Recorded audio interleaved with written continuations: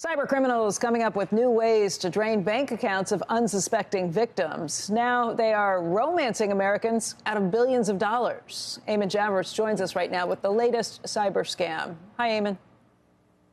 Yeah, good morning, guys. The American Bankers Association tells me the banking industry needs help from the federal government and from the social media industry to stop an escalating crisis that's costing Americans billions of dollars every year. It's the acceleration since the pandemic of online romance scams in which criminals pose as attractive partners and reach out online to lonely Americans on social media. Here's how the scam works. Criminal gangs, often based in Southeast Asia, set up phony social media avatars and reach out to potential American victims. Once someone responds, the avatars spend hours each day slowly convincing the victim that they have fallen in love with a real person. Then they introduce the investment opportunity and coach the victim on how to liquidate assets to transfer them to the criminal. It's at that point that the financial institutions come in when a customer tries to liquidate a 401k plan or a savings account. It's really hard because it is the customer's money. I mean, we've heard stories where we know a bank teller that was sobbing, talking with a longtime customer, begging them not to do this type of thing. And in the end, we have to give them access to their funds. Paul Benda is an expert on fraud at the American Bankers Association. And they're powerless. We really need help, though. We need the social media companies to shut down these people that are putting these out there. We need law enforcement to engage to try and prosecute some of these folks. And unless you put a bad guy behind bars, the bad guy's going to keep doing what he's doing. Law enforcement officials say the scams are causing a wave of devastation, and victims are reluctant to even disclose their losses after such a brutal humiliation.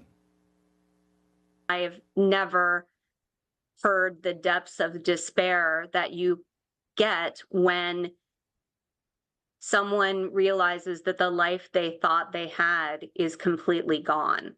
And on one day to lose a marriage and every last cent that they have is traumatic for people. Guys, the experts tell me these scams are hitting just about every demographic, old and young, male and female. The scammers have playbooks targeting each type, whether that's a 30-year-old software engineer or a 50-year-old divorced mom.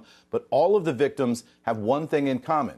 They have loved and lost a lot of money. Back over to you. Eamon, I mean, it's such a sad story to think about being preyed on in such a way where everybody's looking for love and happiness and companionship.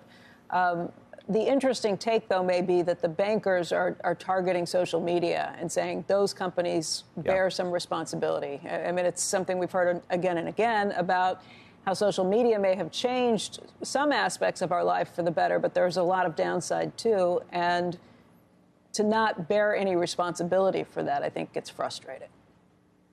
Yeah, and we talked to a lot of banks who did not want to go on camera. The American Bankers Association did to sort of raise the red flag here.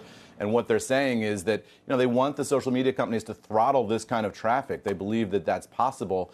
And we'll have to see what the social media industry can do. When you talk to the experts, though, Becky, the amount of money here is staggering. And it's hard to get a fix on it because a lot of people don't report when they've been devastated like this. But the estimates are anywhere from single-digit billions to tens of billions of dollars every year going from American accounts out to these criminal gangs of these Americans who've been devastated by this experience. And you can imagine from the bank's perspective, they're really stuck here because it's the customer's money. They can't stop them ultimately from ruining their own lives.